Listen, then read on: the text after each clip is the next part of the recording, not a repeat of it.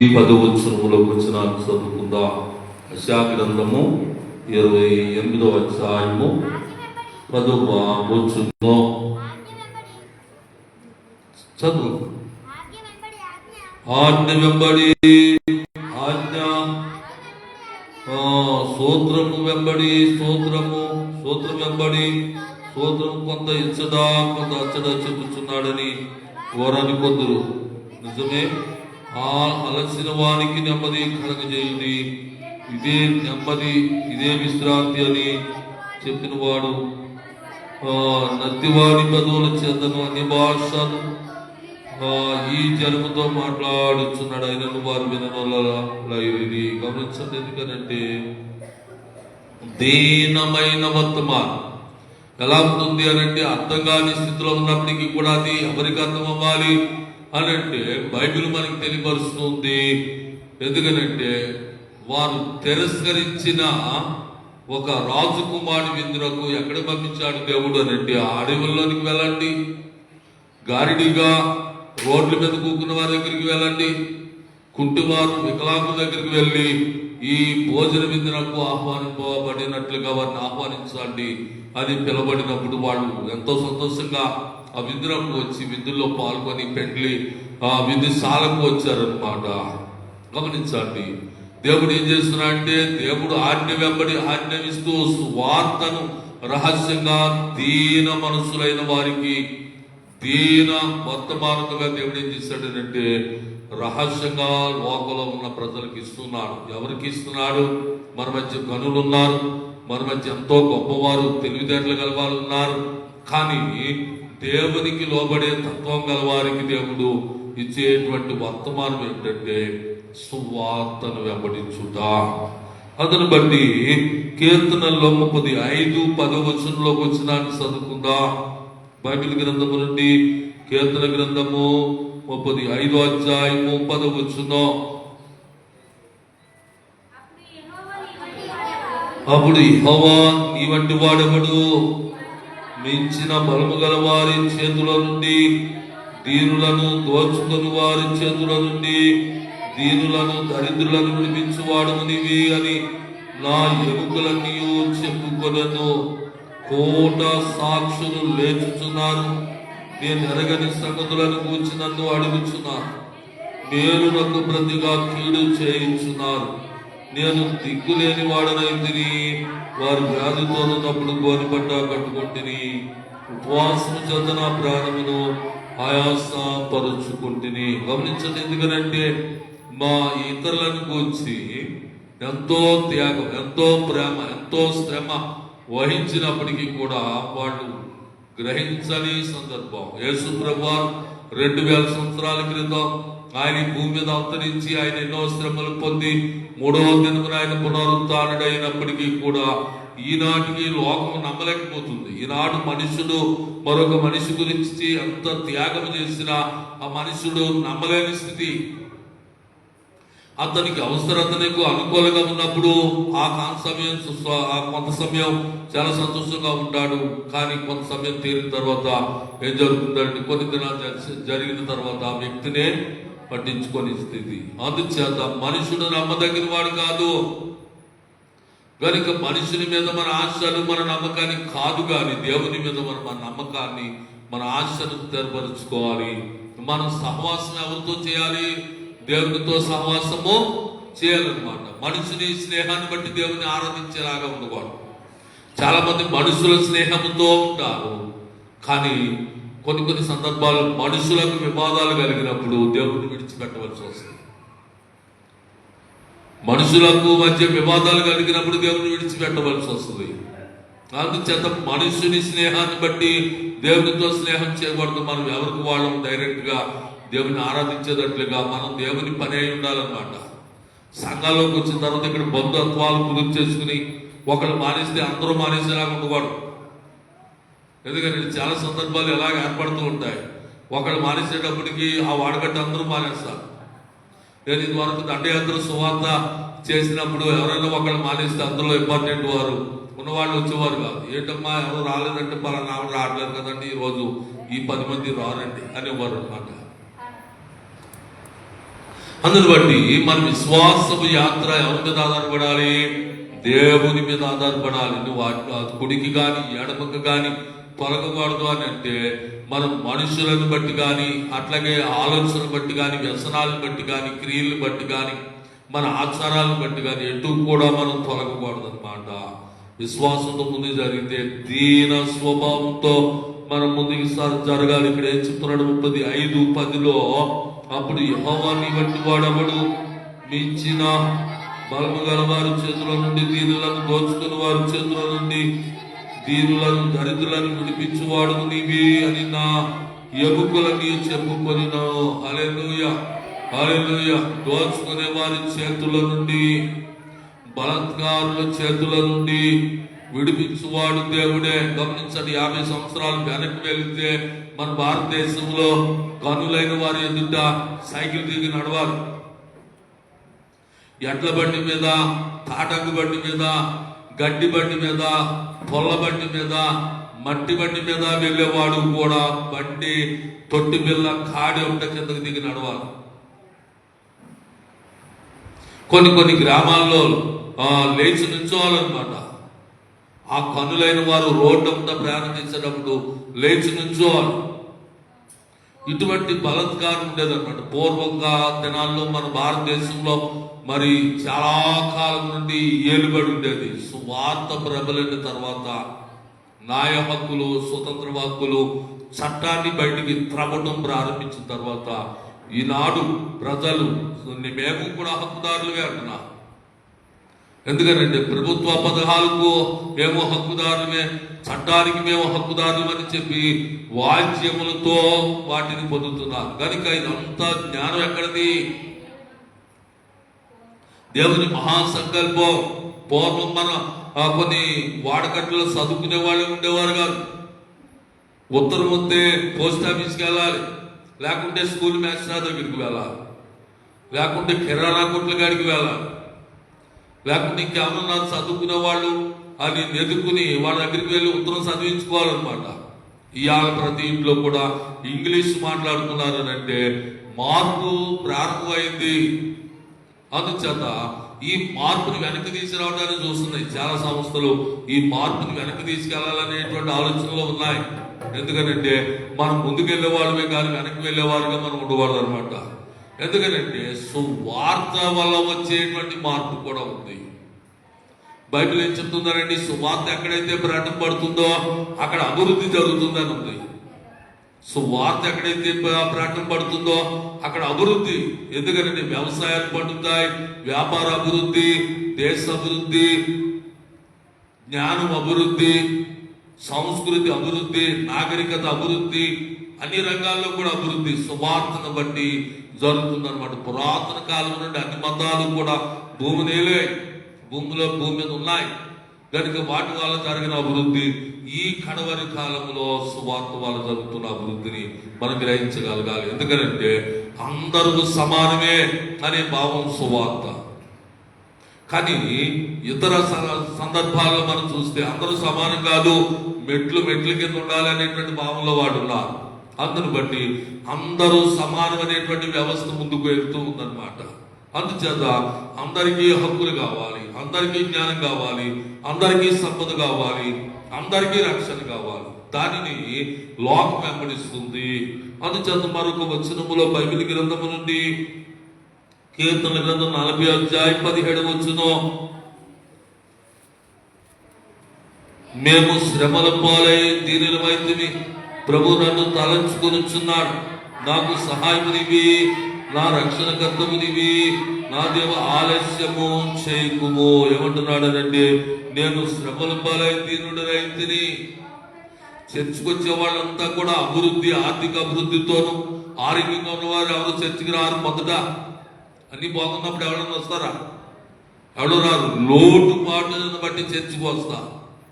చర్చికి వెళ్ళే వాళ్ళని అడ్డగించండి అని బయట సమాజాలలో కొన్ని సంస్థలు ఇదే పనిగా ఉన్నాయి. కానీ చర్చికి ఎవరిని కూడా మనం బతిమాలు తీసుకొచ్చినా ఇక్కడ వారు కూర్చోడు, అప్పుడే లేచి వెళ్ళిపోతాడు. ఎవరు కూకుంటారు? సమస్యల నుండి బయటపడాలనుకునే వాళ్ళు వస్తారనమాట. సమస్యల నుండి పరిష్కారం జరుగుతున్నప్పుడు ఏం జరుగుతుందంటే, ఒక దినానికి ఎదరస్యంలో ఒక దేశంలో అట్లాగే దెయ్యములు పట్టినవాడు. ఎవరు దెయ్యములు? శాన అనేటువంటి దెయ్యములు పట్టినవాడు ఒకడున్నాడు. అతడు దిగంబరిగా ఉన్నాడు. అట్లాగే తన శరీరాన్ని తాను గాయపరుచుకుంటూ ఉన్నాడు. ఆశాంతితో ఉన్నాడు. అతని సమాజం ఎన్ని విధాలుగా అతని మీద వైద్యాలు చేసిందో, కానీ ఏ వైద్యం కూడా అతను ఫలించలేదు. ఏదో వైద్యం జరగాలి కదా అని అన్ని విధాల వైద్యాలు అతని మీద ప్రవేశపెట్టారు. కానీ ఎవరిని బట్టి కూడా అతనికి స్వస్థత కలగలేదు. సాధుపరచలేకపోయారు, విడిచిపెట్టేశారు అతన్ని. ఇప్పుడు అతడు కొండల్లోనూ సమాధుల్లోనూ అడవుల్లోనూ రాత్రులు ఒంటరిగా తిరగటం, తన రాళ్లతో తన శరీరానికి గీసుకోవడం, రక్తం కార్యాలాగా గీసుకోవడం జరుగుతుందన్నమాట. తన దేహాన్ని తానే హానిపరుచుకుంటున్నాడు. అతని చూచి భయభ్రాంతులైంది సమాజం. గనుక ఒక దినాన్ని యేసుప్రభువు వారు ఆ వ్యక్తి మీద నేను కనికిరి పడుతున్నాను, అతను విడిచిపెట్టి వెళ్ళిపోండి అని అతనిలో కాపురం ఉన్న దేవులతో మాట్లాడుతున్నాడు ఆయన. అప్పుడు అవి గుర్తుపెట్టాయి. ఎవరిని గుర్తుపెట్టాయి? యేసుప్రభువాన్ని గుర్తుపెట్టాయి. యేసుప్రభువారిలో ఉన్న దైవత్వాన్ని గుర్తుపెట్టి ఏమంటున్నాయంటే, నజరేయుడైన యేసు సర్వోన్నతుడైన దేవుని కుమారుడా, మా మీదకి అప్పుడే మీరు వచ్చారా? మమ్మల్ని నశింప చేయడానికి వచ్చారా?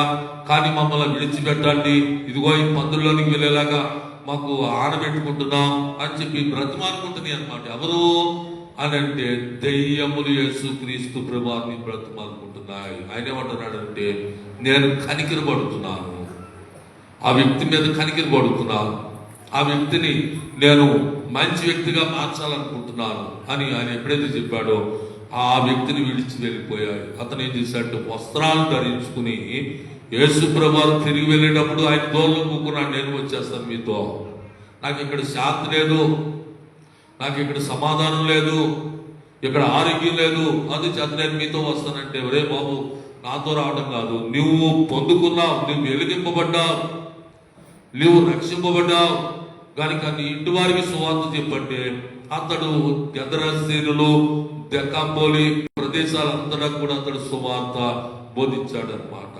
కనుక మనం రక్షింపబడిన తర్వాత మనం ఇతరులకు వెలిగించే వారిగా ఉండాలి, వెలిగింపబడిన వ్యక్తిగా ఉండాలి. ఆ విధంగానే ఇక్కడ ఏం చెప్పబడుతుంది? 17వ వచనంలో, నేను శ్రమల పాలైంది ప్రభువు నన్ను తలంచుకొనుచున్నాడు, నాకు సహాయం నీవే, నా రక్షణకర్త నీవే, నా దేవ ఆలస్యము చేయకుము అని అంటున్నాడు.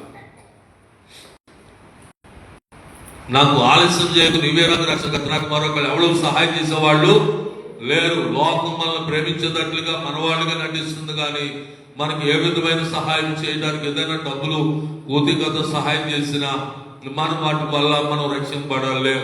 కనుక స్థిరమైన సహాయము, ఆత్మ సంబంధమైన సహాయము, శాశ్వతమైన సహాయము మనకి దావీదు వంశమందు జన్మించిన నజరేయుడగు యేసు ప్రభువారు, యూదుడైన ఆయన సర్వశక్తి సంపన్నుడు, సర్వలోకానికి ప్రభు కనుక ఆయన ద్వారా సాధ్యమవుతుంది సహాయము అని మాట. అందుని బట్టి మనం ఒక వచనములో 70 అధ్యాయం 5వ వచనంలో, కీర్తనల గ్రంథం 70 అధ్యాయము 5వ వచనములోకి వచ్చినాన్ని చదువుకుందాం. నేను శ్రమల పాలై దీనుడనైతిని, దేవాలను రక్షించుటకు త్వరపడి రమ్ము, నాకు సహాయము నీవి, నా కర్తము నీవి, యెహోవా ఆలస్యం చేయకుము. గమనించండి, మనం అన్ని ఉన్నప్పుడు, అందరూ బలంగా ఉన్నప్పుడు బలమైన స్నేహితులను వెతుక్కుంటాం. ఎవరైనా అనారోగ్యంగా ఉండి బాగా నీరసెళ్ళిపోయిన వాడు మన స్నేహానికి వస్తే మనం ఏమంటాం? ఇష్టపడతామా? ఒరే బాబు ఎడంగా కూకో, మళ్ళీ అది నాకు కట్టుకుంటుంది అనుకుంటా. కనుక మనలాంటి దీనులైన వారిని, బలహీనులు అయిన వారిని చేరదీసే రక్షకుడు ఒకడు ఉన్నారు. ఎవరు అని అంటే యేసుక్రీస్తు ప్రభువారు. అటువంటి వారిని చేరదీసే సమాజం ఒకటి ఉంది, అదే దేవుని రాజ్య సమాజం, క్రైస్తవ్యం. కనుక క్రైస్తవ్యం బలహీనులైన వారిని చేరదీస్తుంది, అట్లాగే ఎన్నికలైన వారిని చేరదీస్తుంది, రోగులైన వారిని చేరదీస్తుంది, విడవబడిన వారిని చేరదీస్తుంది, విధవరాండ్రను చేరదీస్తుంది అన్నమాట, పేదవారిని చేరదీస్తుంది. కనుక క్రైస్తవ్యములో ఏం జరుగుతుందనంటే, నేను దీనుడనైతిని అనే మాట ఇక్కడ తెలియపరచబడుతుంది. నేను శ్రమల పాలై దీనుడనైతిని, నీ దేవా నన్ను రక్షించుటకు త్వరపడి రమ్ము. నాకు సహాయం నీవే, నా రక్షణకర్త నీవే. యెహోవా ఆలస్యం చేయకు అనే మాట. దేవుడు మనకు ఆదరణ ఇచ్చేవాడు. ఆ విధంగానే మనం ఏ చీకటిలో ఉన్నా, ఏ బలహీనతలో ఉన్నా, ఏ అనారోగ్యంలో ఉన్నా మనకు సహాయపడేవాడు ఆయనే. ఎందుకంటే కొన్ని సందర్భాల్లో, వివిధ సందర్భాల్లో మనకి జీవన విధానంలో ఎన్నో పోరాటాలు ఉంటాయి. మనకి ఆపదలో ఉన్నప్పుడు, ప్రాణం పోతున్నప్పుడు, ప్రాణాన్ని తీసుకోవాలి, ఏదో రకాలని ఆశపడుతున్నప్పుడు సహాయం అవసరం మనకి అంటే యేసు ఒక్కడి మనకి సహాయం చేయడానికి వస్తాడనమాట. ఇతరులు ప్రాణం పోయడానికి రాదు.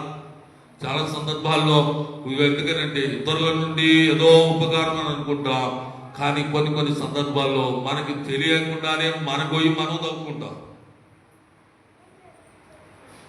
మనం నమ్మినదే మనల్ని ఉంచుతుంది, మనలను పైకి తీసుకొస్తుంది అనుకున్నదే మనల్ని చంపుతుంది అనమాట. అందుచేత మనం అవసరం లేని వాటికి పరిగెత్తకూడదు. అందుచేత బైబిల్ ఒక సారాంశం కూడా, బైబిల్ ఒక చట్ట ప్రకారంగా మనం ముందుకు సాగాలి. ఎందుకంటే చాలా సందర్భాల్లో అనారోగ్యం వస్తే చాలు ఎక్కడికి పరిగెడతారని అంటే తాడుకి, తావీదుకి పరిగెడతాం. దానివల్ల ఏదో బ్రతుకుతామని అనుకుంటాం. ప్రాణాపాయ స్థితిలో మనం తెచ్చుకున్న తాడు, తావీదే మనం చంపుతుంది. అందుచేత మనం దేవుని నుండి పైనుండి వచ్చేటువంటి పరిశుద్ధాత్మ అభిషేకాన్ని కలిగి ఉండాలి. ఆ పరిశుద్ధాత్మక బలమే ప్రతి వ్యాధిని, ప్రతి దురాత్మని మన జీవితం నుండి విభజన చేస్తుంది అనమాట. సువార్త ఏం చేస్తుందంటే మన జీవితంలో దెయ్యములకు హక్కు లేకుండా చేస్తుంది అనమాట. అందుచేత మనం దేవుని దగ్గరకు వెళ్ళాలి. మనం దీనుడనై దేవుని దగ్గర ప్రాధాన్యపడితే తన ప్రాణాన్ని రక్షించుకోలేని వారంతా దేవుని దగ్గరికి వెళ్ళి మొరపెడతా. నా ప్రాణాన్ని నేను రక్షించుకోగలను అన్నవాడు ఎవడో లేడు కనుక, నా ప్రాణాన్ని నేను రక్షించుకోలేదు కనుక నేను దేవుని దగ్గర మొరపెడతానని దేవుని దగ్గర మోకాళ్ళుని తగ్గించుకుని వచ్చిన వారికి ప్రాణభిక్ష దేవుడు యేసుక్రీస్తు ద్వారా మనకు పెడతాడు అనమాట. అందుచేత మనం ఆధ్యాత్మికత విషయంలో ముందుకు సాగాలి. బైబిల్లో 72:12 ఒక వచనాన్ని చదువుకుందాం. నిరుపేదలందు బీదల యందును అతడు కనికరించును, బీదల ప్రాణములను అతడు రక్షించును, కపట బలాత్కారముల నుండి అతడి వారి ప్రాణమును విమోచించును. గమనించండి, 12వ వచనములో దరిద్రులు మొరపెట్టగా అతడు వారిని విడిపించును, దీనులను నిరాధైలను అతడు విడిపించును, నిరుపేదల యందును బీదల యందును అతడు కనికరించును, బీదల ప్రాణమును అతడు రక్షించును, కపట బలాత్కారం నుండి అతడు వారి ప్రాణమును విమోచించును. హల్లెలూయా, హల్లెలూయా, హల్లెలూయా. వారి ప్రాణము అతని దృష్టికి ప్రియముగా నుండును. ప్రాణం విలువ, ఒక మనిషిని ప్రాణం విలువ గమనించండి. ఒక మనిషి ప్రాణం పోవటానికి సిద్ధంగా ఉన్నప్పుడు క్రైస్తవుల్లో ఒకడు కన్నీరు గార్చి దేవుడి దగ్గర ప్రాధేయపడితే, దేవుడు కనికరపడితే ఆ వ్యక్తి ప్రాణం దేవుడు మరలా ఇవ్వగలడు. ఒక్కొక్కడు అంటాడు, వాడి ప్రాణం పెట్టమని చచ్చిపోయాడు కదా బ్రతికించమని నీ దేవుడు అంట. దేవునికి ఇష్టమైతే చనిపోయిన వ్యక్తిని కూడా దేవుడు బ్రతికించాడు అనమాట. అందుచేత ఇక్కడ ఏం చెప్తున్నాడు అంటే ఆయన కనికరపడేటువంటి తత్వాన్ని గలవాడు కనుక మనం బలవంతులైన వారిని, ధనవంతులైన వారిని, హోదాలో ఉన్న వారిని ఎక్కువగా ప్రేమిస్తాం. కానీ అట్టడుగునున్న వారిని, ప్రాణం పోతున్న బలహీనులైన వారిని, అట్లాగే తన ప్రాణాన్ని పోగొట్టుకుంటామని భయం చేత అలాడుతున్న వారిని రక్షించడానికి సమర్థుడిగా ఉన్న దేవుడు, సువార్త ద్వారా దేవుడు యేసుక్రీస్తు ప్రభువు మనల్ని ప్రేమించి మనలను ఆదుకోవడానికి, పేదవారిని ఆదుకోవడానికి వచ్చిన సర్వోన్నతుడైన దేవుడు అనమాట. అందుచేత యేసును మనం అంగీకరించాలి. అందుచేత యేసునకు మనము విశ్వాసములో మనం దృఢంగా నిలబడాలి. యేసు పక్షాన, మన పక్షాన ఆయన నిలబడుతున్నాడు కనుక మన పేదవారి పక్షాన మనం ఆయన పక్షానికి కూడా విశ్వాసంతో నిలబడాలి. ఎందుకంటే నేను చర్చికి వస్తే దేవునికి ఏదో పేరు కలుగుతుంది, దేవునికి నేను అండగా ఉంటానని అనుకోకూడదు. ఎందుకంటే నేను ఒక మార్గంలో వెళుతూ, ఒక సందులో వెళుతూ ఒక ఆమె, అయ్యగారు ఏం చేస్తున్నారండి, ఈ మధ్య రాలేకపోయింది, వస్తానండి మరలో ఒకసారి ఎప్పుడో ఖాళీ చేసుకుని వద్దాం అనుకుంటున్నాను మీరు చర్చికి అంటే, నా కొరకు నాకు ఉపకారం జరగడం కొరకు మందిరానికి వద్దాం అనుకున్నట్లుగా మాట్లాడుతుందామె. ఇది ఎవరు ఉపకారం కొరకు వాళ్ళే రావాలి మందిరానికి. పాస్టర్ గారి మీదనో దేవుని మీద కనిగిరబడి రావడం కాదు.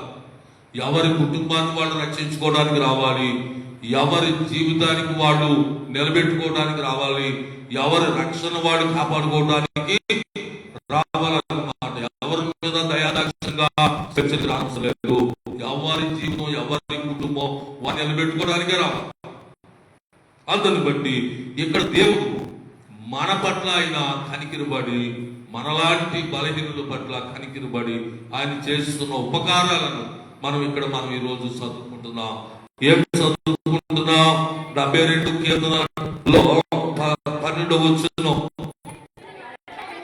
దరిద్రులు మొదలుపెట్టగా అతడు వారిని విడిపించు, అతడు విడిపించు, నిర్గతులందరూ అతడు కనికరించు, ప్రాణాలను రక్షించు, బలాత్కారుల నుండి అతడు వారి ప్రాణమును విమోచించు, వారి ప్రాణము అతని దృష్టికి ప్రియముగా నుండును. ప్రాణం విలువైన దృష్టికి ప్రియముగా ఉంటుంది.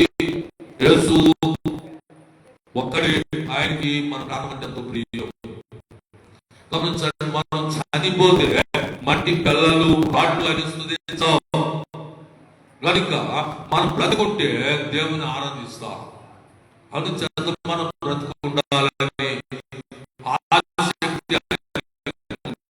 కానీ ఆమె ఏం చేస్తుందంటే, ఈ సమస్య నుండి ఎలా బయటపడగలను అని ఆందోళన ఉంది. అమ్మా, నేను అంటున్నాను, కొన్ని వారాలు ప్రార్థన పెడదామా మీ ఇంటికాడ ఉపవాస ప్రార్థన అని నేను ఆమెకి కొంత పొరుగు వెళ్ళడం జరిగినప్పుడు, ఆమె ఒక 7 వారాలు మా ఇంటికాడ ప్రార్థన పెట్టండి అని అన్నప్పుడు, నేను పాస్టమ్మ గారు మా పిల్లలు వెళ్ళి ఒక 7 వారాలు ఉపవాస ప్రార్థన చేసామన్నమాట. వారి కుటుంబం అంతా ప్రార్థనలు ఏకీవించారు. 7 వారాలు ప్రార్థన చేసిన తర్వాత ఒక మీటింగ్ పెట్టి ఏం చెప్తుందంటే, నా ఇంట్లో 7 అద్భుతాలు జరిగినాయి అని చెప్తుందామే. నేను ఏ సమస్యను బట్టి భయపడ్డానో ఆ సమస్యలన్నీ విడుదలైపోయాయి నాకు. అయ్యి బాబోయ్, దేవుడు ఎంత గొప్పవాడు అని ఆమె మైకి తీసుకుని సాక్షి చెప్తుంది. గమనించండి, ఎందుకనంటే మన దేవుడు ఆపదలో ఉన్నప్పుడు చేయి విడిచి వెళ్ళిపోయేవాడు కాదు. కనుక మనం ప్రాధేయపడితే దేవుడు అన్ని విషయాలు సమకూర్చగలడు. కనుక లోకం ఆయన వెంబడిస్తుంది, లోకమే ఆయన వెంట పరిగెడుతూ ఉంది. ఎందుకంటే ఆయనలో ఉన్న ఒక దైవ నియామకాన్ని, దైవ శక్తి, ఒక గుణ లక్షణాలు, ఉనికిని లోకం తెలుసుకుంటుంది, చూస్తుంది. కనుక అందుచేత మార్పు అనేటువంటిది ఏర్పడుతూ ఉంది. మరొక వచనంలో, కీర్తనలు 82:4 ఒక వచనాన్ని చదువుకుందాం. చదువు. దరిద్రులను నిరుపేదలను విడిపించుడి, భక్తిహీనుల చేతుల నుండి వారిని తప్పించుడి. జనులకు తెలివి లేదు, వారు గ్రహింపరు, వారు అంధకారములు ఇటు అటు తిరుగులాడుతురు. దేశమునకున్న ఆధారములన్నీ కదులుచున్నవి. హల్లెలూయా, హల్లెలూయా. ఆయన అంటున్నాడు, దరిద్రులను నిరుపేదలను విడిపించుడి. గమనించండి, లోకంలో మనం చూస్తే మన భారతదేశంలోనే, ఎక్కడ కాదు, మన భారతదేశంలోనే పేదలైన కుటుంబాలకు, అట్లాగే రేషన్ కార్డు ఉన్న కుటుంబాలకు ప్రభుత్వం ఏదైనా ఒక పథకం ఇస్తే చాలు బాగుంటుందని ఎంతో ఆసక్తిగా ఎదురు చూస్తూ ఉంటాం. మనం నెలకి 20,000 రూపాయలు ప్రతి ఇంట్లో ఖర్చు అయిపోతున్నా, ఒక సంవత్సరానికి ఒక 10,000 ఇచ్చే, ఉచితంగా ఇచ్చేది ప్రభుత్వం నుండి పొందేది ఒక 10,000 రూపాయలు ఇస్తే ఎంత బాగుంటుంది. ఏదో ఒక నెల, ఏదో ఒక సీట్లకో, పిల్లల చదువులకో, పిల్లలు కట్టేటువంటి ఫీజులకో ఉపశమనం కలగడం వరకు ఒక 10,000 రూపాయలు ఏదో విధంగా మనకు సహాయపడితే బాగుండు. ఈ గవర్నమెంట్ వస్తే, ఈ గవర్నమెంట్ నుండి మనం ఏదైనా ఒకటి పొందితే బాగుండు, ఏదైనా ఒకటి ఎవరా అని అడుగుతాం అనమాట.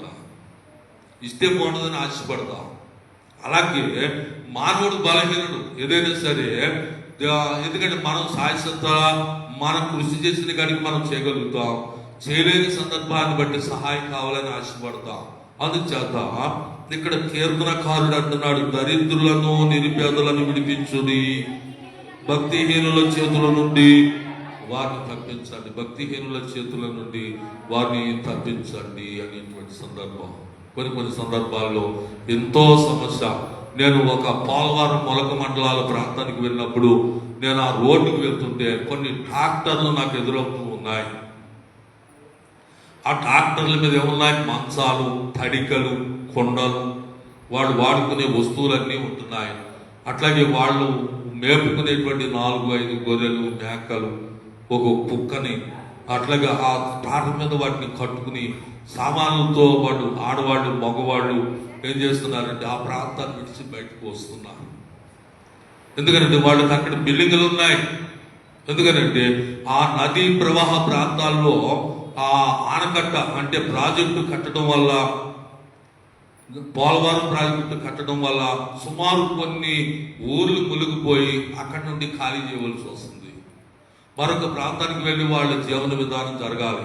సుమారు 25 సంవత్సరాలుగా ఈ సందర్భం జరుగుతూ ఉందన్నమాట. అక్కడ ప్రభుత్వం వాళ్ళు ఊర్లు తీసేయాలంటాం, వాళ్ళకి ఇల్లు కడతానంటాం, భూములు ఇస్తానంటాం, నష్టపరిహారాలు ఇస్తానంటాం. 20 సంవత్సరాల వ్యవధి కాలం. వాళ్ళు ఏం ఆశపడుతున్నారంటే మాకు ప్యాకేజీ త్వరగా వస్తే బాగుండు, మాకు ఇచ్చే అట్లాగే ప్యాకేజీ ఎక్కువ ఇస్తే బాగుండు, మాకు నష్టపోయిన దానికి తగిన పరిహారం ఇస్తే బాగుండని వాళ్ళు ఎంతో ఆశతో ఆ ఇళ్ళు విడవలేక అక్కడ గడుపుతున్నారు. వర్షాకాలం ఆ ఇళ్ళు మునిగిపోతున్నాయి. జీవన విధానం అక్కడ అలవాటు పడ్డారు కనుక అటువంటి పరిస్థితి చూసినప్పుడు, అటువంటి పరిస్థితి మనలాంటి వాళ్ళు కూడా వస్తే ఏమైపోగలం, ఎక్కడికి వెళ్ళగలం, ఎలా బ్రతకగలం గమనించండి. ఉన్నపాటున ఇల్లు ఖాళీ చేసి ఊరు ఖాళీ చేసి వెళ్ళాలంటే ఏమైపోవాలి. కానీ అధికారులు వాళ్ళ మీద ఉండేటువంటి కనికరము కూడా లేకుండా ప్రవర్తించేటువంటి సందర్భాలు ఉన్నాయన్నమాట. అందుచేత దేవుడి మానవులకు సహాయం కానీ ఇతరుల మనుషుల నుండి మనకి సరైన సహాయము అందదన్నమాట. కొన్ని సందర్భాలు అందొచ్చు, కొన్ని సందర్భాల్లో అందకపోవచ్చు. కానీ మన పరిస్థితిని విడిపించగలిగేవాడు దేవుడు కనుక దేవుని పట్ల మనం భక్తి కలిగి విశ్వాసంతో సత్యముతో మనం ముందు సాగితే దేవుడు మనలను రక్షకుని గాని విడిపించడానికి సమర్థుడు. ఎందుకంటే మనం ఎదురు చూస్తున్న యేసు మరొకసారి ఆయన రాబోతున్నాడు కనుక ఆయన వచ్చే సమయానికి మనం వధువు సంఘముగా, అట్లాగే సత్క్రియలు కలిగిన సంఘముగా, మంచి భక్తి కలిగి లేఖనాన్ని కైకొనే సంఘముగా మనం ఉన్నట్లయితే ఆయన రాకడలో మహిమ శరీరముతో ఎత్తబడాలన్నమాట. అందుచేత ఎత్తబడేటువంటి ఆ ఒక్క బలాన్ని మనం కలిగి ఉండాలి. అంటే పైనుండి వచ్చే పరిశుద్ధాత్మ ప్రభావాన్ని కలిగి ఉండాలన్నమాట. ఆ విధంగా మనం ప్రిపేర్ అయి ఉండాలి. మనం ఇల్లు చదువుకోవాలి. ఇజిగాని ఇల్లు చదువుకో అబ్బాయి, చదువుకో చనిపోతున్నావు అని అన్నప్పుడు ఎలా ఏడ్చి తొందరపడ్డాడు, సిద్ధపడ్డాడు, మరలా దేవుడి దగ్గర అలా ప్రాధాన్యపడ్డాడు. అలాగే మనం కూడా దూర ప్రయాణం వెళ్ళేవాడు ఎలాగా త్వరగా ప్రయాణం చదువుకుని సిద్ధపడతామో మన విశ్వాసం అనే భక్తిలో కూడా మన ప్రయాణాన్ని త్వరగా సిద్ధం చేసుకోవాలన్నమాట. ఏం లేదు మనలో కొదువ, ఎక్కడ పడిపోయామో మనం లేవటానికి, మనం ఆ కొదువులు తీర్చడానికి మన ప్రయత్నము చేయాలన్నమాట. దేవుడి కొద్ది మాటలు మన ఎన్నికడిలో దేవుడు దీవించును గాక. ఆమె చిన్న ప్రార్థన. మహాగణుడును సర్వోన్నతుడైన మా తండ్రి, సర్వశక్తిమంతుడా నీ స్తోత్రాలు. ఈ యొక్క ఉదయకాల సమయం జరిగిపోబడుతున్న ఆరాధనా క్రమాన్ని జ్ఞాపకం చేసుకోండి. సన్నిధి కాంతి, సన్నిధి వెలుగు, సన్నిధి మహిమ, సన్నిధి తేజస్సును అనుగ్రహించి రెండో రాకడ పర్యాంతరకాలం వరకు నీ కృపతో నింపచ్చు.